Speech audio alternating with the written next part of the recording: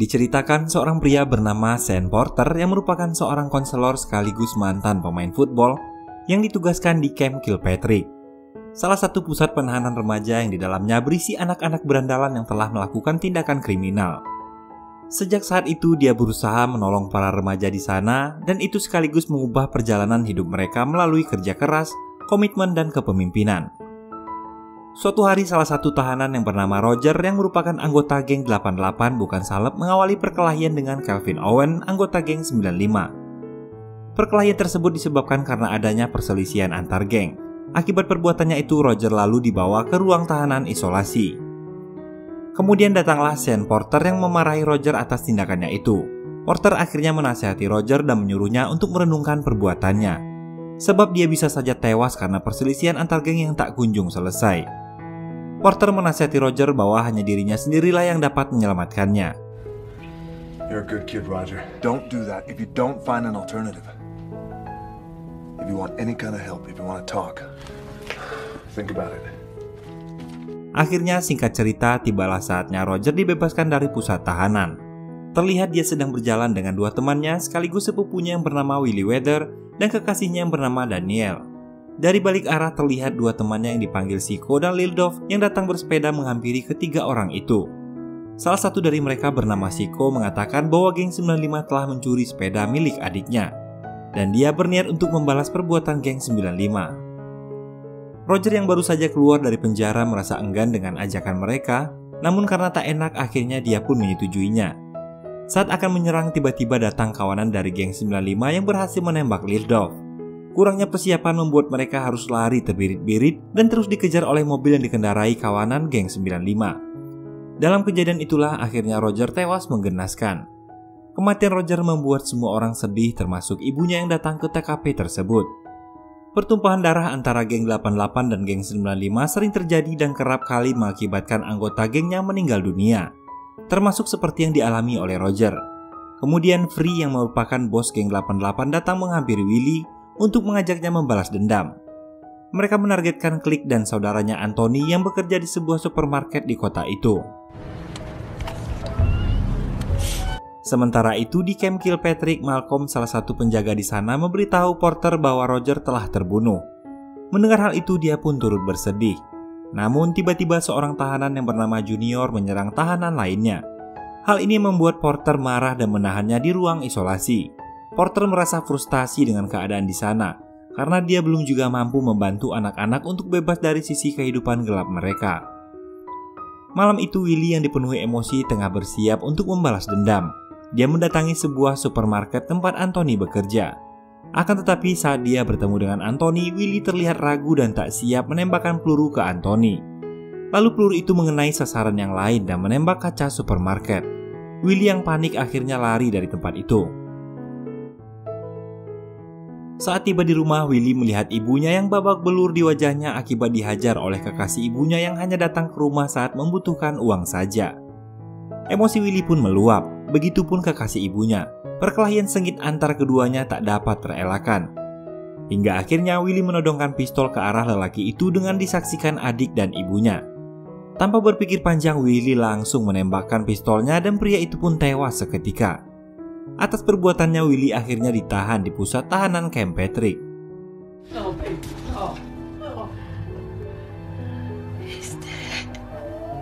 Suatu hari Porter menemukan ide brilian, yaitu dengan membuat sebuah tim football yang terdiri dari para remaja kriminal di Camp Kilpatrick yang nantinya akan diikutkan di kompetisi antar SMA di kota itu.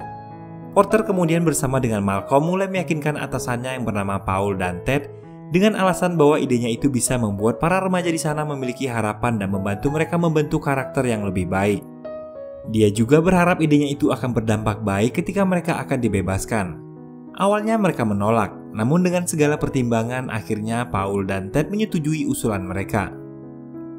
Pagi itu terlihat Porter sedang mengantarkan ibunya di pusat kesehatan. Dia begitu perhatian dan sayang pada ibunya. Ibu Porter sangat mendukungnya untuk melatih para remaja di Kilpatrick. Sementara itu di camp terlihat segerombolan remaja sedang bermain basket. Ketika itu Willie sedang menyendiri, lalu tiba-tiba bola basket terpental ke arahnya. Kemudian Junior menyuruh Willie untuk mengambil bola basket untuknya. Willy yang hanya dia membuat Junior marah. Sebelum terjadi perkelahian, tiba-tiba seorang remaja bernama Owen menghentikannya. Namun terlihat bahwa geng Willy dan Kelvin sangat bermusuhan. Saat memulai percakapan, keduanya tampak saling membenci. Namun tiba-tiba Porter menyuruh para remaja di sana untuk berkumpul. Kemudian mengumumkan programnya untuk membuat sebuah tim football. Porter berhasil menarik beberapa remaja di camp untuk masuk ke dalam timnya. Antaranya Perez, Beth, Leon, Kelvin, Evan, Medlock, dan Buck sebagai pembawa air. Awalnya Junior menawarkan diri untuk bergabung. Akan tetapi Porter menolaknya dengan alasan Junior tak disiplin dan selalu membuat onar. Dan yang terakhir, Porter memilih Willy untuk bermain di timnya karena dia ingin Willy bisa hidup lebih baik daripada almarhum Roger. Willy yang tak punya pilihan mengiyakan ajakan Porter. Sejak saat itu, Porter dan Malcolm mulai membangun tim yang kompeten untuk mereka. Mereka bahkan datang ke sekolah-sekolah klub football yang ada di kotanya. Tetapi saat mengetahui bahwa mereka berasal dari pusat rehabilitasi, para pelatih itu menolaknya. Hingga akhirnya mereka bertemu dengan Torrance, salah satu pelatih di sekolah Kristiani. Awalnya Torrance pun menolak dan menganggap tim kriminal itu tak memiliki harapan. Namun berkat bantuan Malcolm, akhirnya dia menyetujui tawaran Porter.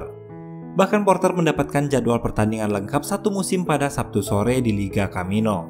Porter pun mulai mengumpulkan timnya di lapangan Kilpatrick dan menegaskan pada mereka bahwa dia tak peduli mereka berada di geng manapun, karena saat ini mereka adalah sebuah tim. Porter menamai timnya dengan The Mustang, yang selalu yakin untuk menang. Dia hanya berharap bahwa dengan adanya tim itu, maka 3 tujuannya harus terpenuhi. Yang pertama, mereka harus tinggal dan hidup rukun di asrama. Yang kedua, mereka harus menjadi murid sekolah yang baik. Dan yang ketiga, mematuhi setiap aturan yang ada di Gridiron. Gridiron adalah nama lapangan tempat mereka bermain football. Saat ini mungkin mereka adalah pecundang. Namun jika berhasil melewati tantangan ini dan memenangkan pertandingan football, maka Porter berjanji akan membebaskan mereka tanpa syarat di bulan Desember nanti. Latihan pertama pun dimulai. Sambil berlatih, Porter menyuruh mereka semua untuk mengeja kata Mustang. You got to be shitting me. You don't know how to spell Mustang. Namun tak ada satupun yang benar dari ejaan mereka. Porter memarahi mereka dan menyuruhnya untuk mengulang hingga mereka kompak. Evans, what in the blue hell is that? I bet there's a piece of chicken down there you go for, wouldn't you? Hell yeah, coach, I love chicken. Bend your knees. Concentrate, focus. Good job. Attaboy. Buck yang bertugas menyiapkan air memberikan air saat mereka sedang beristirahat. Di pinggir lapangan terlihat Junior yang sedang duduk memelas karena tak bisa bergabung dalam timnya. Lalu latihan pun dimulai kembali.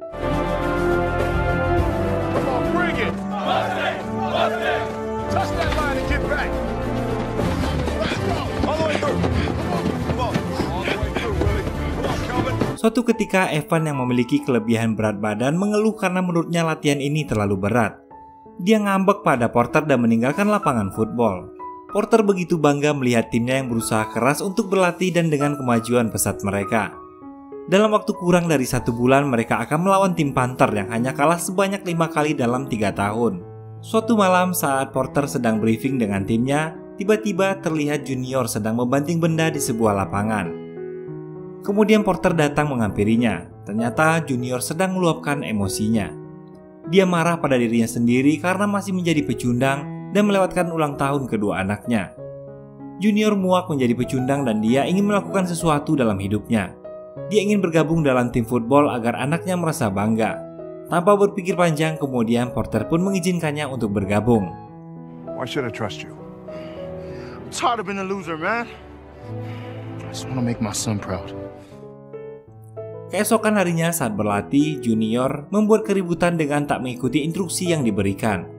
Porter pun memarahinya dan menyuruh mereka untuk mengulangi latihannya. Saat beristirahat, terlihat Kelvin memancing emosi Willy dan menumpahkan air di depannya. Ketika latihan kembali dilanjutkan, Willy sengaja memukul wajah Kelvin yang dilatar belakangi oleh dendam antar geng mereka. Hingga terjadilah keributan. Porter langsung melerai mereka dan menyuruh mereka untuk mengesampingkan masalah pribadinya saat sedang berlatih. Willy marah karena geng 95 telah membunuh Roger. Sebaliknya, Kelvin mengatakan bahwa geng 88 lah yang membunuh sahabat baiknya terlebih dahulu. Porter memarahi mereka dan menyuruh mereka untuk saling memaafkan. Akan tetapi mereka berdua menolak. Porter memutuskan agar keduanya saling merenungkan kesalahan masing-masing. Suatu ketika Porter menemui Paul. Porter marah karena dana untuk tim footballnya selalu ditunda-tunda. Porter marah-marah di ruangan itu sambil mengatakan mereka harus segera mempercepat dananya agar dia bisa membeli peralatan yang layak untuk timnya. Ted yang tiba-tiba datang lalu mengatakan bahwa timnya tak akan berhasil karena beberapa dari mereka adalah pembunuh. Akan tetapi Porter meninggikan suaranya dan mengatakan bahwa dia sangat yakin akan mengubah para remaja itu agar tak membunuh lagi. Dipenuhi oleh emosi, Porter pergi meninggalkan ruangan mereka. Kemarahan Porter memuncak ketika melihat timnya belum juga berhasil mengatur formasinya. Porter memutuskan untuk melanjutkan latihan hingga formasi mereka benar. Akan tetapi para anggota tim yang sudah kelelahan malah duduk dan mengabaikan perintah Porter untuk segera mengatur formasi. Melihat semua tim kompak untuk duduk, Porter pun tersenyum dan menyuruh Buck untuk memberikan mereka air. Finally did something as a team. Suatu ketika saat Porter berkendara dengan ibunya, dia mengatakan bahwa dia terlalu keras mendorong para timnya untuk berlatih. Dan ibunya mengatakan bahwa Porter tak salah melakukan hal tersebut, dan dia mendukung setiap keputusan Porter. Akhirnya perlengkapan football untuk tim mereka pun tiba. Betapa senangnya hati mereka saat mengenakan baju itu. Sebagian mengabaikan bagian terpenting yaitu pelindung pedangnya dan mengatakan bahwa yang memakai itu hanyalah seorang banci. Alhasil saat berlatih di lapangan, tak sengaja salah satu dari mereka menghantam pedang milik Medlock. Saat itulah mereka sadar betapa pentingnya pelindung pedang tersebut.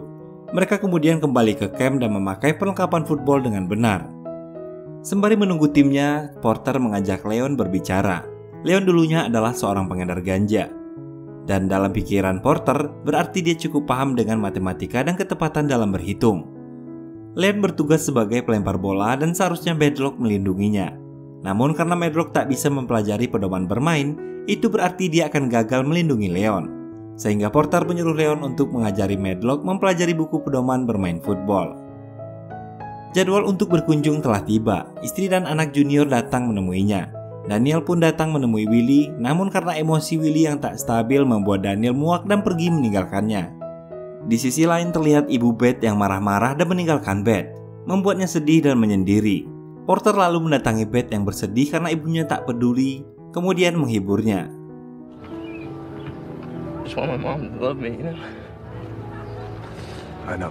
Lalu Porter menyuruh Beth untuk menjadi receiver atau penangkap bola. Karenanya dia sedikit terhibur. Malam itu Willy menulis surat untuk Daniel. Dia mengatakan bahwa dia akan berusaha untuk berubah karena Daniel adalah satu-satunya orang yang dia miliki. Sedangkan ibunya meninggalkan Willy dan pindah ke rumahnya di Oakland karena takut adiknya mengikuti jejaknya jika tetap di kota itu. Kegiatan berlatih pun dilanjutkan. Kini waktu berlatih tinggal 5 hari lagi. Akan tetapi beberapa anggota tim masih buruk dalam bermain. Di tengah permainan, junior tiba-tiba mengalami cedera, menjadikannya tak bisa ikut dalam bermain.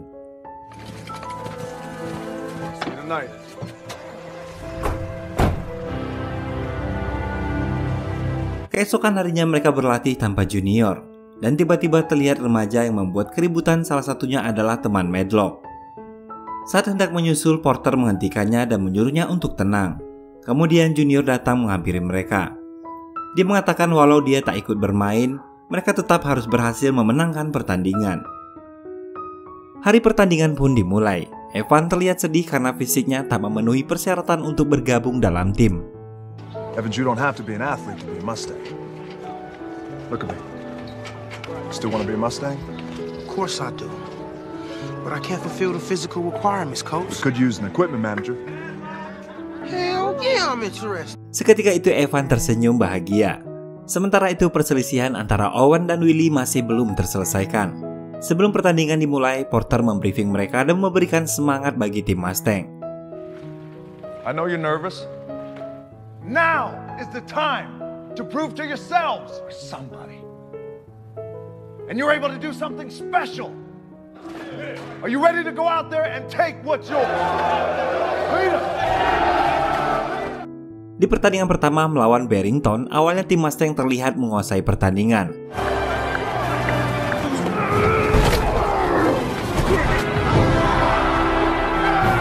Namun di tengah pertandingan mereka mulai tertinggal. The Mustang tak mau kalah, mereka akhirnya bekerja sama. Namun semua itu terlihat sia-sia, selalu saja tim Barrington berhasil mencetak angka lebih besar. Whose man is that? Number 3! I want to see some in out there. Oh, man. You could have caught the ball. Just don't push me like that.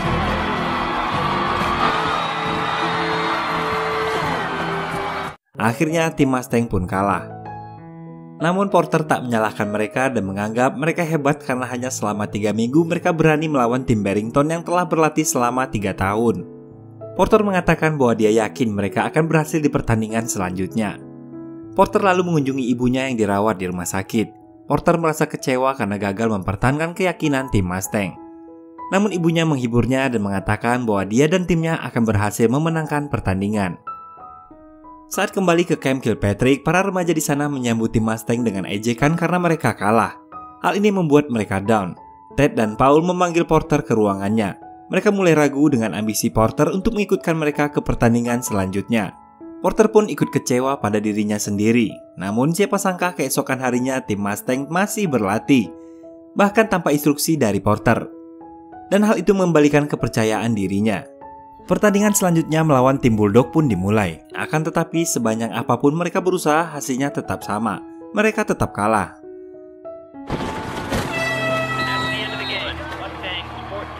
Selanjutnya mereka tetap berlatih dengan penuh semangat. Tanpa terasa kepercayaan pada tim mulai terjalin. Mereka mulai kompak dan tak pernah menyerah. Kemudian di pertandingan berikutnya mereka melawan tim Lion dengan penuh percaya diri. Hasilnya tak mengkhianati usaha. Akhirnya mereka berhasil. Betapa senangnya mereka saat itu. Untuk merayakannya mereka berenang bersama di sebuah kolam renang bersama dengan Porter dan Malcolm.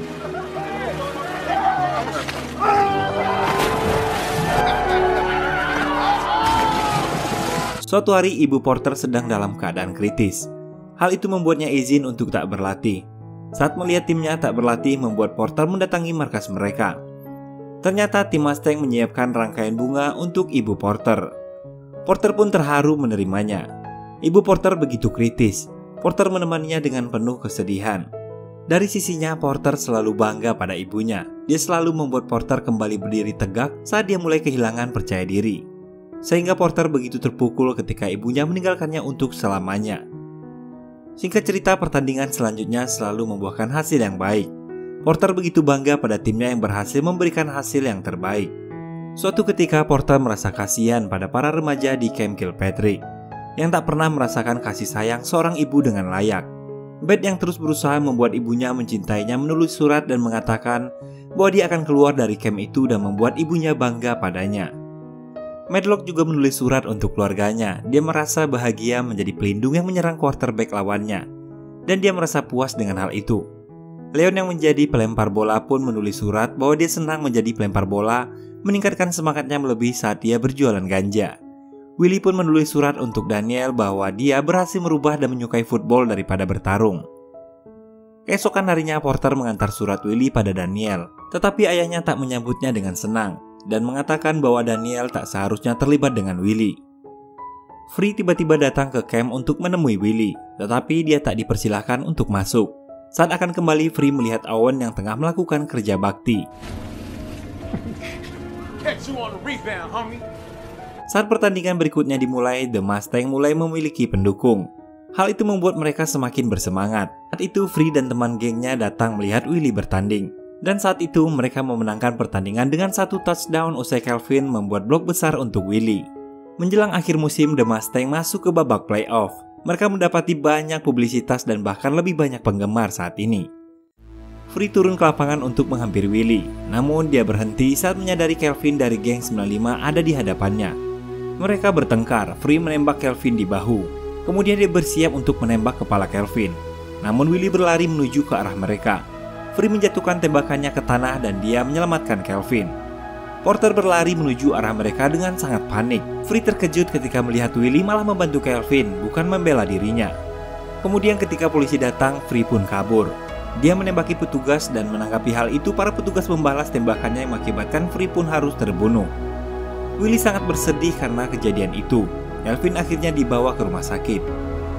Beruntung Kelvin akhirnya selamat, namun dia tak bisa bermain di final.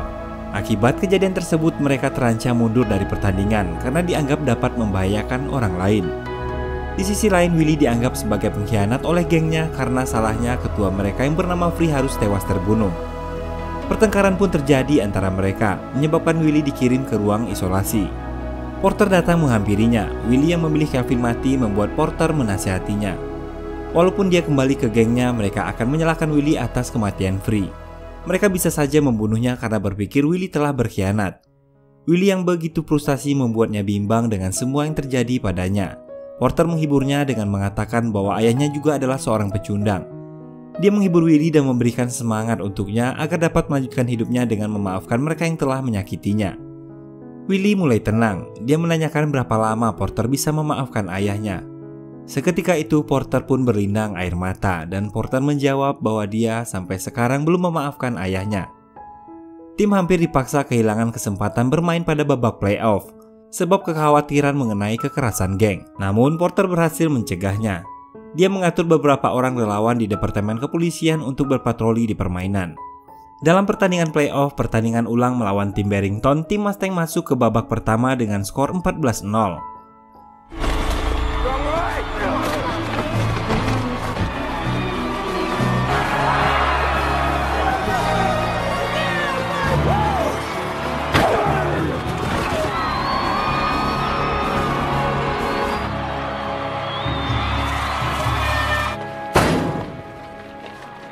Willy memberikan pidato motivasi, dan mereka keluar dan mengalahkan Barrington pada permainan terakhir.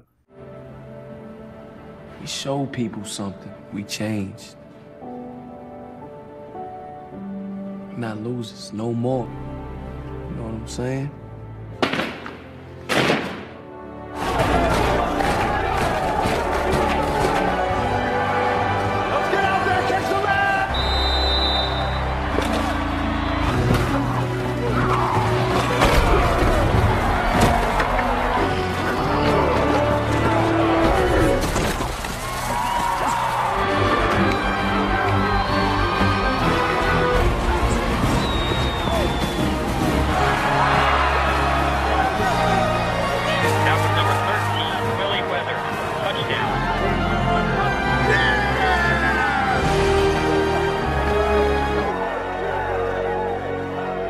Terungkap dalam narasi bahwa mereka kalah dalam pertandingan kejuaraan 17-14. Namun tak ada yang menyebut mereka sebagai seorang pecundang. Beberapa bulan kemudian, metode sepak bola Porter resmi menjadi bagian dari program. Hampir semua mantan anggota Mustang baik-baik saja dalam kehidupan baru mereka di luar pusat penahanan.